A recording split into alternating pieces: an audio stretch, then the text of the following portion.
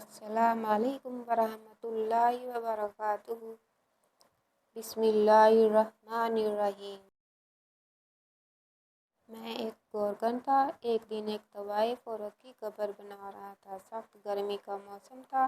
आधी से ज़्यादा कब्र बना चुका था। अचानक कब्र ठंडी हो गई और कब्र की मिट्टी से तेज खुशबू आने लगी। मुझे हैरत का शदीद झटका लगा कि तवाइफ की कब्र से खुशबू कैसे। तहकीक की तो मुझे पे यह अनोखा राज खुला कि मैं उस वक्त कब्रिस्तान से मुल्क का एक छोटे से कमरे में आराम कर रहा था, जब अचानक ही मेरे पास एक आदमी आया और कहने लगा कि हमें कब्र बनवानी है। मैंने फ़ौरन हाँ में सर हिलाया और कहा, ठीक है, बन जाएगी। साइज़ क्या है कब्र का, और औरत है या मर्द? मैंने इससे चंद ज़रूरी बातें पूछी। उसने मुझे तफसील बताई और जनाजे का वक्त बताया और चला गया। कुछ रकम वो एडवांस में दे गया था और बाकी रकम जनाजे के बाद देने का कहा था। मैं मुतमिन हो गया। अभी मेरे पास काफ़ी वक्त था। जनाजा मगरिब के बाद था और मैं अभी आराम कर रहा था चूँकि ज़ोहर का वक्त था। मैंने सोचा कि असर के करीब जाकर कब्र खोदूँगा और कुछ ही देर में कब्र तैयार कर लूँगा, क्योंकि मैं अपने काम में माहिर था और मुझे तकरीबन 20 बरस हो चुके थे कि मैं यहाँ पर कब्र खोद रहा था। बहुत सारे मुर्दे मैं अपने हाथों से दफन कर चुका था, इसलिए मेरे लिए ये काम अब काफ़ी ज़्यादा मेहनत तलब या मुशक्क़त तलब नहीं रहा था, बल्कि मैं बहुत आराम से कर लेता था। इसलिए मैं 2 घंटे आराम करने के बाद असर के करीब उठा, नमाज अदा की और फिर अपना कुदाल लेकर कब्रिस्तान के वस्त में चला गया, क्योंकि मैं जानता था कब्र के लिए मुनासिब जगह कहाँ पर मिलेगी।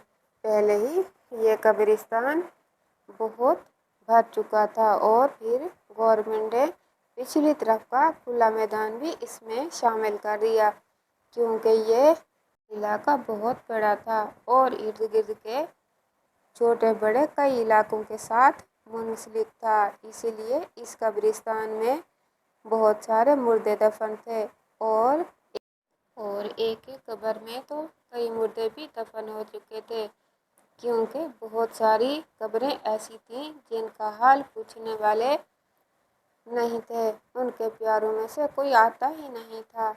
इसलिए हम इस कब्र में एक और कब्र बना देते हैं और इसमें मुर्दा दफना देते।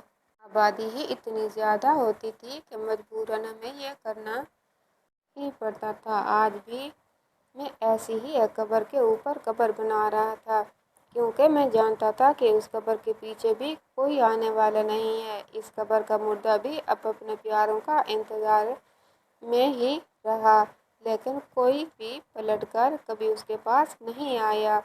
मैंने कब्र खोदनी शुरू की और अभी आधी कब्र ही खोदी थी कि एकदम मिट्टी ठंडी सी हो गई और एकदम ऐसे लग रहा था जैसे कब्र में बहुत सारे एसी चल गए हों।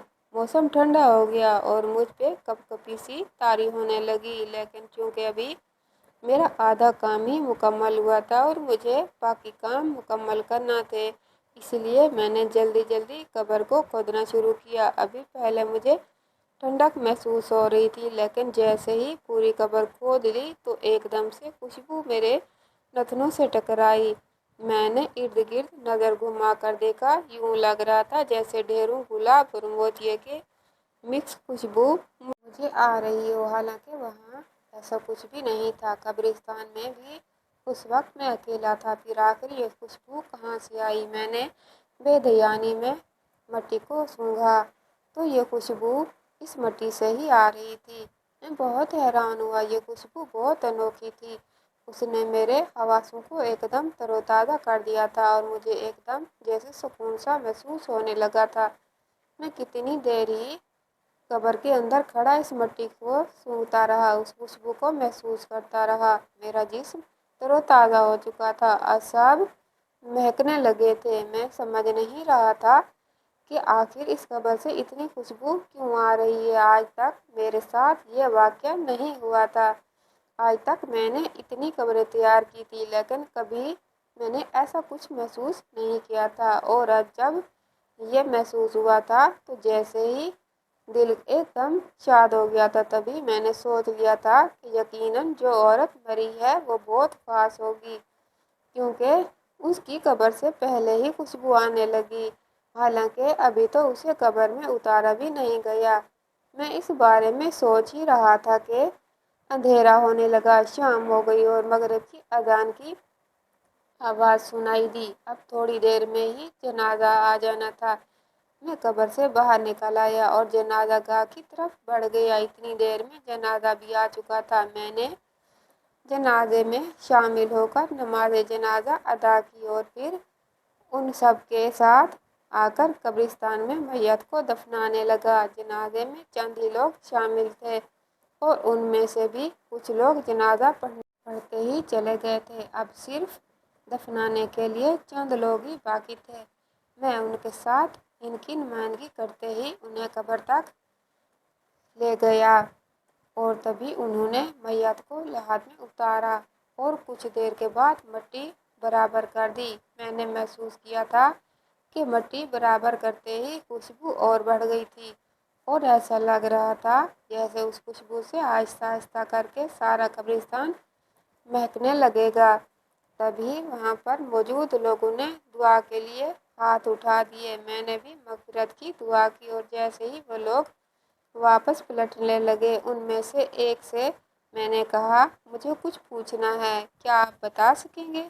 اس نے آہستہ سے سر ہلایا تو میں نے کہا، آخر یہ عورت کون تھی؟ مرنے والی عورت کوئی بہت نیک عورت معلوم ہوتی ہے جو کہ اس قبر کی مٹی کے اندر سے انتہائی خوشبو محسوس ہو رہی تھی۔ ایسا میں نے آج تک کبھی محسوس نہیں کیا۔ آخر مرنے والی کون تھی؟ میں نے تجسس کے مارے جب یہ سوال کیا تو وہ شخص حیرانی سے کہنے لگا، مرنے والی تو کوئی خاص عورت نہیں تھی بلکہ وہ تو ایک مشہور زمانہ طوائف تھی اور اپنے پیشے میں کافی بدنام تھی۔ نہ جانے آپ کیوں ایسا کہہ رہے ہیں، یا پھر آپ کو غلط محسوس ہوا ہوگا، وہ خوشبو کہیں اور سے آ رہی ہوگی۔ اس طوائف نے تو اپنی ساری زندگی گناہوں میں گزاری تھی اور کوئی بھی رات ایسی نہیں گزری تھی جب وہ گناہ کی غلاظت سے بھری نہ ہو۔ اس شخص نے بڑے نفرت آمیز انداز میں جب یہ کہا تو میں حیرت سے ہکا بکا اس کا چہرہ دیکھتا رہ گیا۔ مجھے یقین نہیں آ رہا تھا کہ وہ شخص سچ کہہ رہا ہے۔ تبھی میں نے دوبارہ اس سے پوچھا، نہیں نہیں، ایسا کیسے ہو سکتا ہے؟ مجھے 20 سال سے زیادہ کا عرصہ گزر چکا ہے کہ میں یہاں قبریں بنا رہا ہوں، لیکن آج تک کبھی مجھے ایسا محسوس نہیں ہوا جیسا آج ہوا ہے۔ آج تک کبھی میں نے کسی قبر میں سے ایسی خوشبو آتے نہیں دیکھی جو آج اس قبر میں سے آ رہی تھی۔ نہ جانے آپ ایسے غلط بیانی کیوں کر رہے ہیں۔ میں نے اس شخص کی طرف بدگمانی سے دیکھا تو وہ استہزائیہ انداز میں ہنس کر کہنے لگا، یقیناً آپ کسی بہت بڑی غلط فہمی کا شکار ہیں۔ ایسا نہیں ہے کہ وہ عورت بہت نیک تھی، وہ عورت واقعی طوائف تھی۔ اگر آپ کو میری بات پہ یقین نہیں ہے تو آپ باقی لوگوں سے بھی تصدیق کر سکتے ہیں۔ خیر، مجھے آپ کو یقین دلانے کی بھی ضرورت نہیں ہے، میں تو ان کا ہمسایہ تھا اور ان کے بارے میں اتنا ہی جانتا تھا۔ چلتا ہوں، مجھے کچھ کام ہے۔ یہ کہہ کر وہ شخص آگے کی طرف بڑھ گیا اور میں حیرانی سے اس کی پشت کی طرف دیکھتا رہ گیا۔ یقین نہیں آ رہا تھا کہ واقعی وہ عورت ایک طوائف تھی۔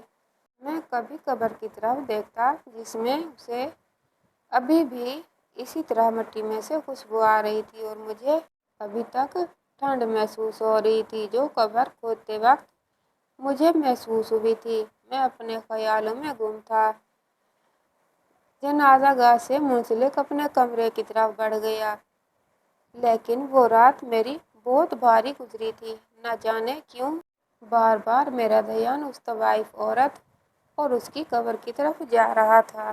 نہ جانے کیوں مجھے محسوس ہو رہا تھا کہ وہ آدمی سچ کہہ رہا تھا، وہ عورت واقعی کوئی طوائف تھی اور اس کی زندگی گناہوں سے بھری ہوئی تھی۔ لیکن میں بھی تو جھوٹ نہیں بول رہا تھا۔ میں بھی تو سچ کہہ رہا تھا۔ میں نے خود قبر کی مٹی کو ٹھنڈے ہوتے ہوئے محسوس کیا، اور پھر میں نے ہی جس طرح سے خوشبو محسوس کی تھی وہ مجھے ہی پتہ تھا۔ اس خوشبو نے مجھے اپنا گرویدہ کر لیا تھا۔ میں اتنا بڑا دھوکہ نہیں کھا سکتا تھا۔ یقیناً اس شخص کو کوئی غلط فہمی ہوگی۔ میں کل اس معاملے کی تحقیق ضرور کروں گا۔ اپنے آپ میں سوچتا ہوا الجھتا ہوا میں اس طرح نیند میں ڈوب گیا کہ مجھے نیند میں خبر بھی نہیں ہوئی تھی۔ صبح جب میری آنکھ کھلی تو بے اختیار پہلا خیال مجھے اس قبر کا ہی آیا تھا، اور میں اپنے بڑھتے ہوئے قدموں کو روک نہیں پایا اور سیدھا اس قبر کے سرہانے پہنچ گیا، جہاں کی مٹی ابھی بھی تر و تازہ تھی، اور اس مٹی میں سے ابھی بھی ویسی ہی خوشبو آ رہی تھی جیسی مجھے کل محسوس ہوئی تھی۔ اور میں وہیں قبر کے سرہانے بیٹھ گیا، فاتحہ خوانی کی، اور پھر آہستہ آہستہ آواز میں کہا، میں نہیں جانتا کہ تم کون ہو، کہاں سے ہو۔ میں یہ بھی نہیں جانتا کہ کل تمہارے بارے میں جو کچھ اس شخص نے کہا، یہاں پر کھڑے ہو کے کہا تھا، وہ سچ تھا یا جھوٹ۔ لیکن میں ایک بات جانتا ہوں کہ مجھے کوئی دھوکہ نہیں ہوا۔ تمہاری قبر سے ابھی بھی ایسی خوشبو آ رہی ہے جیسی جنت کے باغات کی ہو سکتی ہے۔ یوں لگ رہا ہے کہ جیسے ڈھیروں پھول مہک رہے ہوں، اور میں نہ جانے کیوں اس خوشبو کو محسوس کر کے باغ باغ ہو رہا تھا۔ لیکن میں اب یہ ضرور پتہ کروں گا کہ تم واقعی ایک طوائف تھی۔ تو پھر آخر ایسا کون سا عمل تھا جس نے تمہاری قبر کو جنت کے باغوں میں سے ایک باغ بنا دیا تھا، اور اسے ایک مہکتے ہوئے پھول میں تبدیل کر دیا تھا؟ میں اب ضرور اس بات کی تحقیق کروں گا کہ آخر ایسا کیوں ہے۔ میں نے جیسے اس قبر کے مردے سے وعدہ کیا اور اپنے آپ میں اس عزم کو دہرایا اور وہاں سے اٹھ کھڑا ہوا۔ مجھے گورکھن کا کام کرتے ہوئے اتنے برس گزر چکے تھے، لیکن آج تک کبھی میں نے کسی قبر میں سے ایسی مہک محسوس نہیں کی تھی۔ بڑے بڑے حاجیوں، نمازیوں، پرہیزگاروں کے جنازے اس قبرستان میں آئے تھے اور انہیں اپنے ہاتھوں سے دفن کیا تھا۔ بہت ساری ایسی عورتیں جو بہت پردہ نشین تھیں اور ہمیشہ باپردہ ہو کر رہتی، 5 وقت کی نماز پڑھتی، شوہر کی وفادار تھیں، ان سب کے جنازے یہاں پر آئے، لیکن میں نے آج تک یہ خوشبو ان کے جنازوں میں یا قبر میں محسوس نہیں کی تھی۔ چھوٹے چھوٹے نومولود بچے بھی اس قبرستان میں دفن ہوئے تھے، لیکن آج تک ان کی قبر سے بھی ایسی خوشبو نہیں آئی تھی۔ آخر کچھ تو ایسا تھا اس عورت میں جو اس کی قبر مہک رہی تھی، اور اس کے آنے سے پہلے ہی وہ قبر ٹھنڈی ہو گئی تھی۔ میں نے اسے ٹھنڈک کو اپنی ہڈیوں میں محسوس کیا تھا، اور میں جان گیا تھا کہ یقیناً اللہ نے اس عورت کے لیے کوئی خاص کرم فرمایا ہے۔ ہم اللہ کے راز تو نہیں جانتے، لیکن میں یہ جاننے کی کوشش ضرور کر رہا ہوں کہ آخر وہ عورت کون تھی اور کیا تھی، اور آخر اس کا ایسا کون سا عمل تھا جس سے اسے اتنا نیک بنا گیا کہ وہ مرنے کے بعد ایک مہکتی ہوئی قبر کی مکین بنی، جہاں پر اسے اللہ کی طرف سے معافی نامے کی نوید دی گئی۔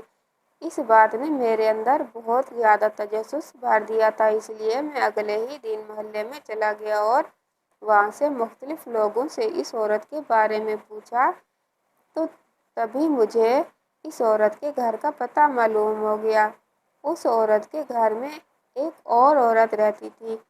لوگوں کا کہنا تھا کہ وہ تو بدنام زمانہ طوائف تھی، اب تقریباً 1 سال سے اس محلے میں آ کر آباد ہوئی ہے۔ پہل تو لوگ اس کے کوٹھے کے اوپر جاتے تھے اور ساری ساری رات اس طوائف کے ساتھ رنگین کرتے تھے، لیکن اب جب وہ 1 سال سے یہاں پر آئی تھی، اس کے گھر میں کسی کو آتے جاتے نہیں دیکھا۔ نہ جانے کیا بات ہے، یا تو اس نے طوائف کا پیشہ چھوڑ دیا یا پھر اب اس کا گاہک نہیں رہا تھا، اسی وجہ سے وہ دل برداشتہ ہو گئی تھی۔ مختلف لوگ مختلف باتیں کر رہے تھے، اور اس دوران مجھے اس بات کی تو تصدیق ہو گئی تھی کہ اس دن قبرستان میں اس آدمی نے جو کچھ بھی کہا تھا وہ سب سچ تھا۔ وہ عورت واقعی کوئی طوائف ہی تھی، لیکن اگر وہ طوائف تھی اور اتنی زیادہ گناہوں سے بری ہوئی تھی کہ اس کی ایک بھی رات اپنے کسی گاہ کے بغیر نہیں گزرتی تھی، تو پھر آخر ایسا کون سا عمل تھا جس نے اسے یہاں تک پہنچا دیا تھا؟ اور وہ مرنے سے پہلے ہی بخشی جا چکی تھی۔ اس بات نے مجھے مجبور کر دیا تھا کہ میں اس کے گھر کا چکر ضرور لگاؤں اور اس کے بارے میں جو عورت موجود ہے اس گھر میں، اس سے ضرور اس کے بارے میں معلومات حاصل کروں۔ یہی سوچ کر میں اس طوائف کے گھر پر چلا آیا۔ گلی میں موجود لوگوں نے مجھے بڑی عجیب نظروں سے دیکھا تھا کہ میں اپنے آپ میں ہی جیسے شرمندہ سا ہو کر رہ گیا تھا، لیکن میرے سامنے جو مقصد تھا میں وہ مقصد پورا کیے بغیر یہاں سے نہیں جا سکتا تھا۔ میں نے ایک بار تو اس عورت کے بارے میں معلوم کرنا چاہتا تھا۔ اب میں لوگوں کو کیا وضاحتیں دیتا پھرتا؟ لوگوں کی ذہنیت ہی ایسی تھی اور وہ اس عورت کی وجہ سے مجھے بھی غلط سمجھ رہے تھے، حالانکہ نہ تو میں اس طوائف کو جانتا تھا، نہ ہی میں نے اسے دیکھا تھا اور نہ ہی مجھے اس کے بارے میں کوئی معلومات تھی۔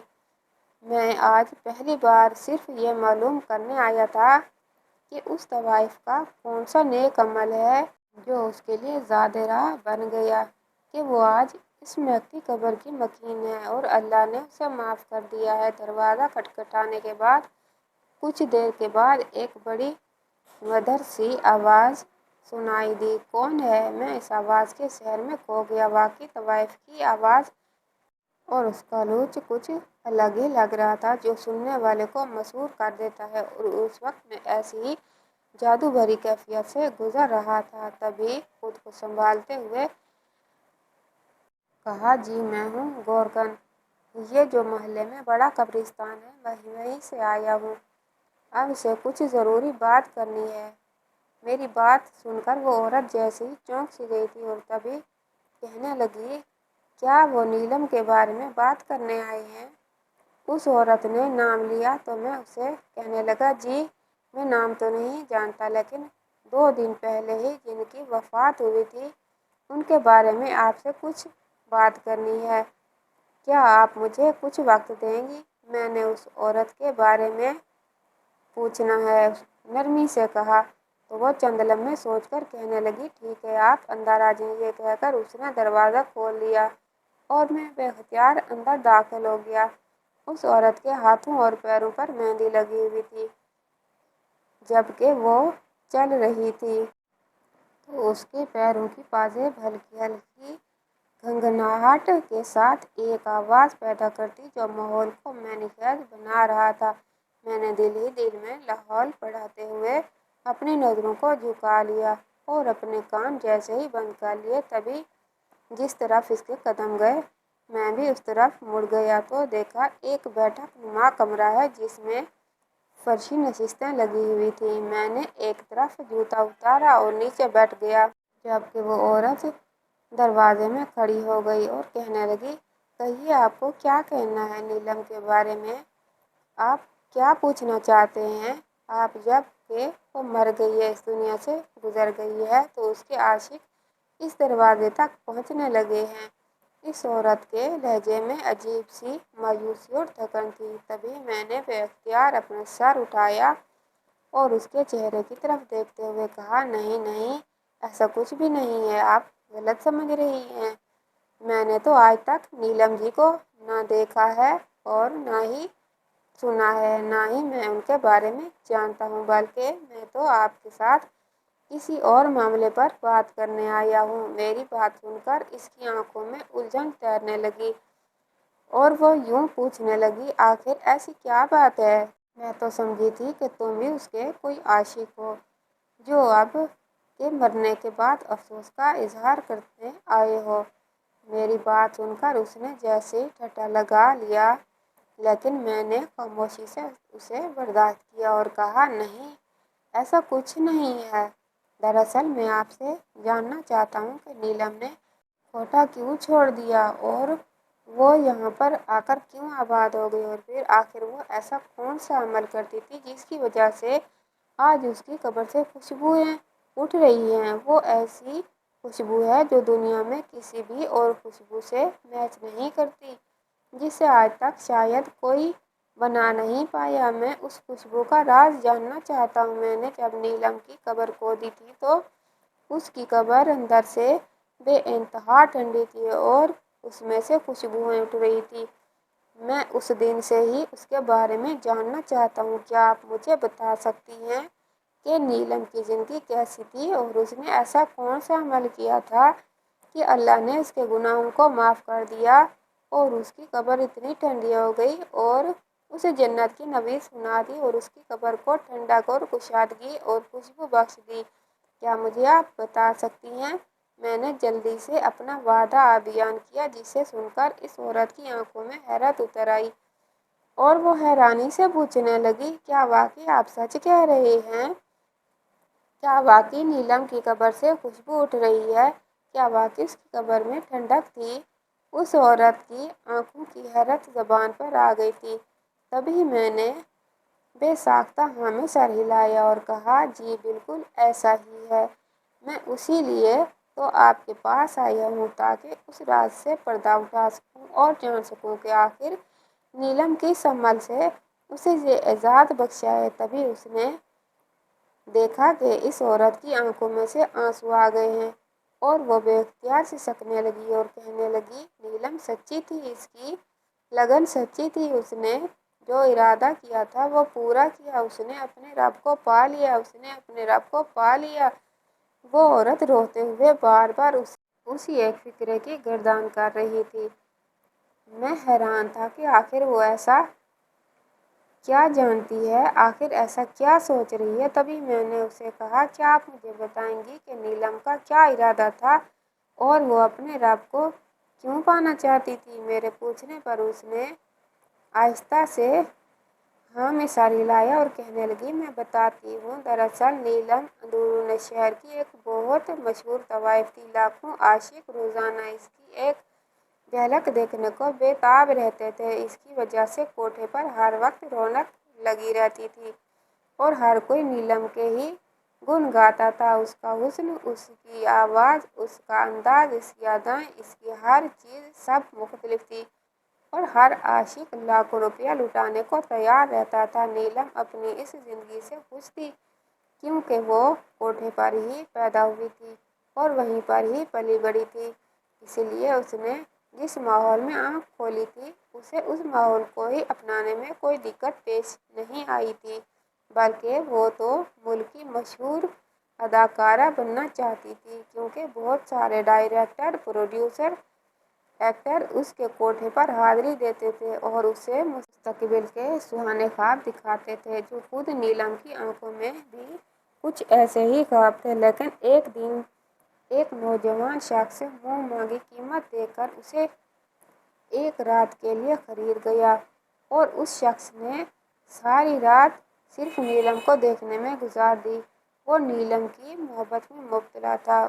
اسے اس کے جسم کی کوئی چاہت نہیں تھی، بلکہ وہ نیلم کو دیکھ کر اپنا دل بھرنا چاہتا تھا۔ اس نے نیلم کو ہاتھ تک نہیں لگایا تھا، حالانکہ نیلم نے کوشش بھی کی کہ وہ اس کے قریب آئے، لیکن اس شخص کا ایمان بہت مضبوط تھا اور اس کی محبت سچی تھی۔ تبھی صبح ہوتے ہی وہ چپ چاپ کمرے سے باہر نکل گیا، لیکن نیلم اب پہلے جیسی نیلم نہیں رہی تھی۔ اس کے جانے کے بعد نیلم کے دل میں بھی اس کی محبت سر اٹھانے لگی تھی اور اسے اب اپنا ہر گاہک برا لگنے لگا تھا اور ہر گاہک کو انکار کر دیتی اور اس شخص کا انتظار کرنے لگی جو ایک رات اس کے ساتھ گزار گیا تھا لیکن اسے چھوا تک نہیں۔